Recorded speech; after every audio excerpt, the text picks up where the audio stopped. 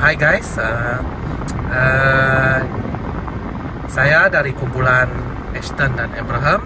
Hari ini kami nak explain tentang cruise control vehicle system menggunakan Toyota Hilux Rogue 2.8 sebagai contoh sistem kawalan sebenar.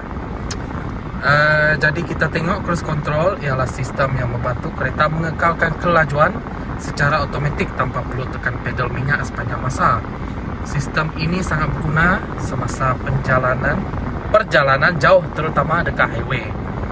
Okey, sekarang saya tunjuk macam mana nak aktifkan cruise control dekat Hilux Rogue 2.8 ini.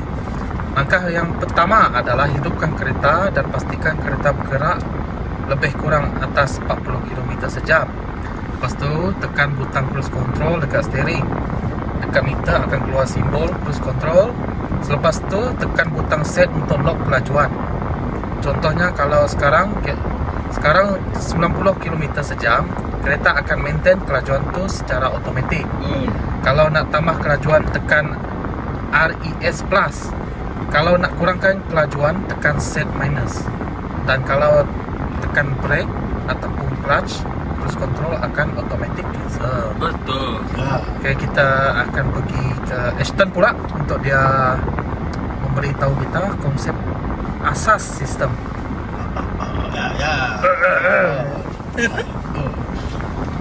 Konsep asas sistem. Dalam cruise control sistem ada beberapa konsep asas sistem kawalan. Yang pertama ialah input. Input ialah arahan daripada pemandu.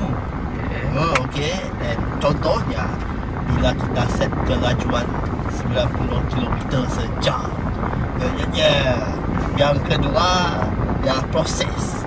Proses dilakukan oleh ECU ataupun Electronic Control Unit. Okey. And then ECU akan compare kelajuan sebenar dengan kelajuan yang kita set. Yang ketiga ialah output. Output sistem ialah kereta bergerak pada kelajuan yang stabil. So I will explain tentang feedback and closed loop. So seterusnya ialah feedback. Speed sensor akan baca kelajuan sebenar kereta dan hantar data semula kepada ECU. So kalau kereta perlahan masa naik bukit, ECU akan tambah throttle. Sebab itu cruise control dipanggil closed loop system kerana menggunakan feedback untuk buat pembetulan automatik. Now it's Abraham punya line. Okay. Kini saya akan explain block diagram. Okey. Kamera depan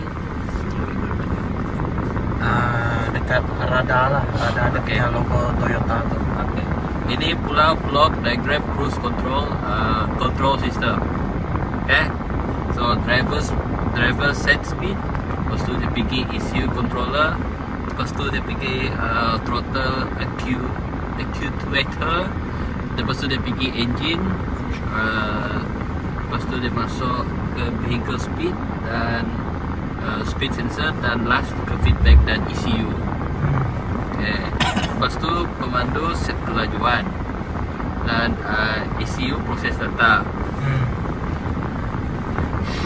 Throttle activator kawal enjin dan sensor baca kelajuan sebenar dan hantar feedback kepada ECU. Itulah aliran proses operasi sistem cruise control. Okay. Lepas tu analisis sistem. Saya akan explain itu. Cruise control menggunakan closed loop system. Closed loop system lebih tepat kerana menggunakan feedback. Kalau open loop system pula, sistem tidak dapat detect perubahan kelajuan. Okay, so oleh sebab itu closed loop system lebih stabil dan sesuai digunakan dalam kenderaan mobil. Mobil? Ya, mobil. Mobil macam mana tu? Mobil macam mobil kereta modern. Wow. So, ialah walaupun kos lebih mahal, sistem ini memberi lebih kelesaan Keselesaan dan keselamatan. dan keselamatan. Okay, so saya pasti inovasi ke ler-ler. Right guys. Untuk inovasi pula adalah pada masa depan sistem cruise control boleh ditambah baik menggunakan AI ataupun IoT. Contohnya adaptive cruise control. Sistem ini menggunakan radar dan sensor untuk detek kereta di hadapan. Kalau kereta depan perlahan, kereta kita juga akan perlahan secara otomatik. Teknologi ini juga membantu mengurangkan risiko pemandangan dan menjadi pemanduan lebih pintar. Okey. Last sekali adalah kesimpulannya, cruise control vehicle system merupakan sistem kawalan moden yang menggunakan konsep closed loop untuk memastikan kelajuan kenderaan lebih stabil, selesa dan selamat. Itu saja dari kami, grup AAL. La. Ya. Ah, So ciao, bye. ah.